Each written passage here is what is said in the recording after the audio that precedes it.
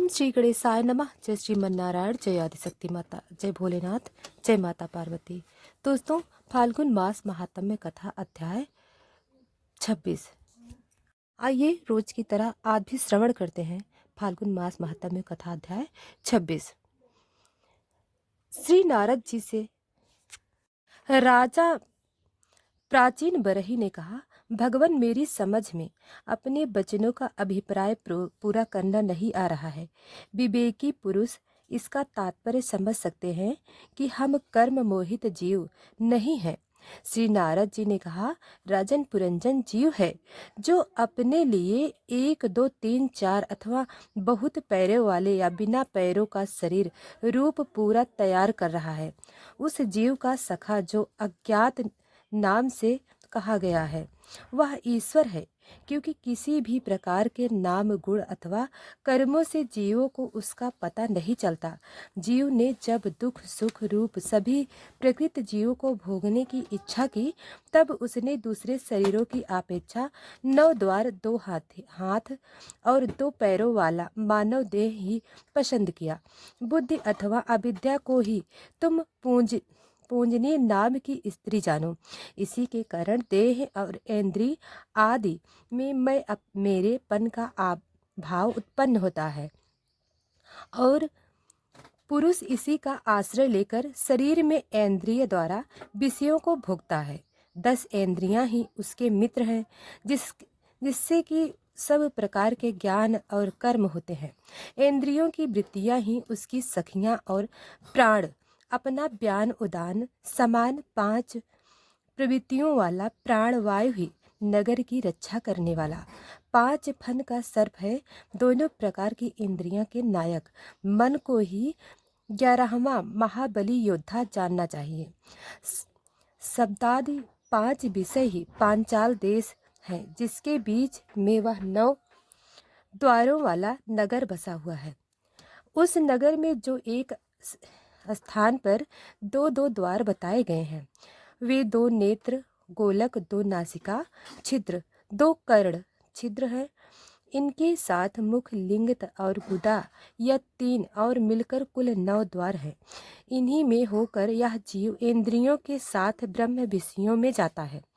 इसमें 2 नेत्र गोलक, 2 नासिका छिद्र और 1 मुख, ये 5 पूर्व के द्वार है। दाहिने कान को दक्षिण और बाएं कान को उत्तर का द्वार समझना चाहिए। गुदा और लिंग के नीचे के 2 छिद्र पश्चिम के द्वार हैं। योद्धा और अबीरमुखी नाम के 2 द्वार एक स्थान पर बतलाए थे। वे नेत्र गोलक है तथा रूप विराजित नाम का देश है, जिसका इन द्वारों से जीव चक्षु इंद्रिय की सहायता से अनुभव करता है। दोनों नासिका छिद्र ही नीलिनी और नाली नाम के द्वार है और नासिका का विषय गंधे ही सौरभ देश है तथा गैंद्र अवधूत नाम का मित्र है। मुख मुख्य नाम का द्वार है, उसमें रहने वाला गेंद्र पिपन है और रसेंद्र रसद नाम का मित्र है। वाणी का व्यापार अपन है और तरह तरह का अन्न बहुधन है तथा दाहिना कान पी हो और बायां कान देवाह कहा गया है। कर्मकांड रूप प्रवृत्ति मार्ग का शास्त्र और उपासना कांड रूप निवृत्ति मार्ग का शास्त्र ही क्रमशः दक्षिण और उत्तर पांचाल देश है। इन्हें श्रवण इंद्रिय रूप श्रुत धर की सहायता से सुनकर जीव क्रमशः पितृयान और देवयान मार्गों में जाता है। आसुरी नाम का पश्चिम द्वार है। स्त्री प्रसंग ग्राम नाम का देश है और लिंग में रहने वाला उपस्थ दादुमन नाम का मित्र है। गुदा निरति नाम का पश्चिम द्वार है। नरक वसन नाम का देश है और गुदा में स्थित पाय इंद्रिय लुब्धक नाम का मित्र है। इनके सिवा 2 पुरुष अंधे बताए गए थे, उनका रहस्य भी सुनो। वे हाथ और पाँव हैं। इन्हीं की सहायता से जीव क्रमशः सब काम करता है और जहाँ तहाँ जाता है। हृदय अंतःपुर है, उसमें रहने वाला मन ही विसूच नाम का प्रधान सेवक है। जीव उस मन के सत्वादी गुणों के कारण ही प्रसन्नता, अर्श रूप विकार अथवा मोह को प्राप्त होता है। बुद्धि जिस जिस प्रकार स्वप्ना अवस्था में विकार को प्राप्त होती है और जागृत अवस्था में इंद्रिय आदि को विकृत करती है, उसके गुणों से लिप्त होकर आत्मा भी उसी उसी रूप में उसकी वृत्तियों का अनुकरण करने को बाध्य होता है। यद्यपि वस्तुतः वह उनका निर्विकार साक्षी मात्र ही है, शरीर ही रथ है, उसमें ज्ञानेंद्रियां रूप 5 घोड़े जूते हुए हैं। देखने में संवत्सर रूप काल के समान ही उसका अपीत हत वेग है। वास्तव में वह गति न है, पुण्य और पाप या 2 प्रकार के कर्म ही उसके पहिए हैं। 3 गुण ध्वजा, 5 प्राण डोरियां हैं, मन बाघ डोर है, बुद्धि सारथी है, हृदय बैठने का स्थान है, सुख दुख आदि द्वंद्व जुए हैं। इंद्रियों के 5 विषय उसमें रखे हुए आयुध हैं और त्वचा आदि 7 धातुएं उसके हैं। 5 कर्मेंद्रियां उसकी 5 प्रकार की गति हैं।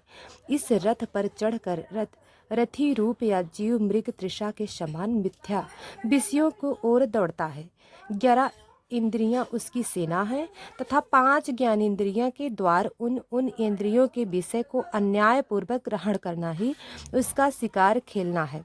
जिसके काल का ज्ञान होता है वह संवत्सरी वेग नाम का गंधर्व राज है। उसके अधीन जो 360 गंधर्व बताए गए थे वे हैं और 360 गंधर्व रात्रि हैं।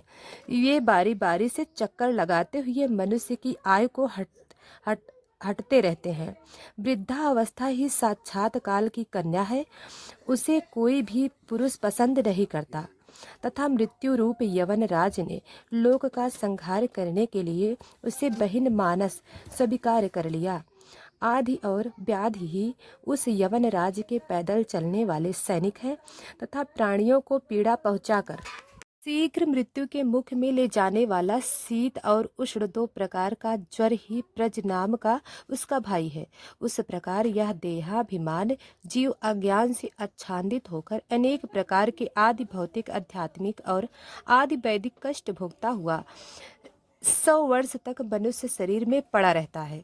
वस्तुतः तो वह निर्गुण है, किंतु प्राण, इंद्रिय और मन के धर्मों को अपने में आरोपित कर मैं मेरेपन के अभिमान से बंधकर क्षुद्र विषयों का चिंतन करता हुआ तरह तरह के कर्मों को करता रहता है।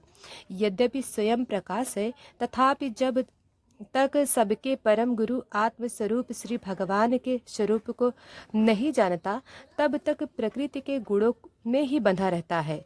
उन गुणों का अभिमानी होने से वह विवश होकर सात्विक, राजस, तामस कर्म करता है तथा उन कर्मों के अनुसार भिन्न भिन्न योनियों में जन्म लेता है। वह तभी तो सात्विक कर्म के द्वार प्रकाश, बहुल्य, स्वर्ग आदि लोक प्राप्त करता है। कभी राजसिक कर्मों के द्वार दुमुख रजोगुणी लोक में जाता है, जहाँ उसे तरह तरह के कर्मों का क्लेश उठाना पड़ता है, और कभी तमोगुण कर्मों के द्वारा शोक बहुल तमो में योनियों में जन्म लेता है। इस प्रकार अपने कर्म और गुणों के अनुसार देव योनि, मनुष्य योनि अथवा पशु पक्षी योनि में जन्म लेकर वह अज्ञान अंध जीव कभी पुरुष, कभी स्त्री और कभी नपुंसक होता है। जिस प्रकार बेचारा भूख से व्याकुल कुत्ता दर दर भटकता हुआ अपने प्रारब्ध अनुसार कहीं डंडा खाता है और कहीं भात खाता है, उसी प्रकार यह जीव चित्त में नाना प्रकार की वासनाओं को लेकर ऊंचे नीचे मार्ग से ऊपर नीचे अथवा मध्य के लोकों में भटकता हुआ अपने कर्मानुसार सुख दुख भोगता रहता है। आदि दैविक और भौतिक और आध्यात्मिक इन 3 प्रकार के दुखों में से किसी भी एक से जीव का सर्वथा छुटकारा नहीं हो सकता। यदि कभी वैसा जान पड़ता है तो वह केवल तत्कालीन निवृत्ति ही है।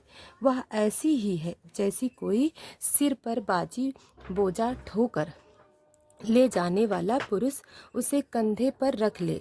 इसी तरह सभी प्रतिक्रिया जाननी चाहिए। यदि किसी उपाय से मनुष्य एक प्रकार के दुख से छुट्टी पाता है तो दूसरा दुख आकर उसके सिर पर सवार हो जाता है। शुद्ध हृदय नरेंद्र जिस प्रकार स्वप्न में होने वाला स्वप्रात उस स्वप्न से सर्वथा छूटने का उपाय नहीं है, उसी प्रकार कर्म फल भोग से सर्वथा छूटने का उपाय केवल कर्म ही नहीं हो सकता, क्योंकि कर्म और कर्म फल भोग दोनों ही अविद्या युक्त होते हैं। जिस प्रकार स्वप्न अवस्था में अपनी मनोबल लिंग शरीर से विचर वाले प्राणी को स्वप्न के पदार्थ न होने पर भी वास है, उसी प्रकार ये दृश्य पदार्थ वस्तुतः न होने पर भी जब तक अज्ञान निद्रा नहीं टूटती बने ही रहते हैं और जीव को जन्म मरण रूप संसार में मुक्ति नहीं मिलती। राजन, जिस अविद्या के कारण परमार्थ स्वरूप आत्मा को यह जन्म मरण रूप अनर्थ परंपरा प्राप्त हुई है, उसकी निवृत्ति गुरु स्वरूप श्री हरि में सुदृढ़ भक्ति होने पर हो सकती है।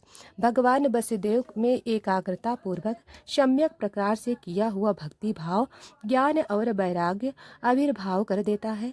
राजस्य यह शक्ति भाव भगवान की कथाओं से आसित रहता है, इसलिए जो श्रद्धा पूर्वक उन्हें प्रतिदिन सुनता या पढ़ता है उसे बहुत शीघ्र इसकी प्राप्ति हो जाती है।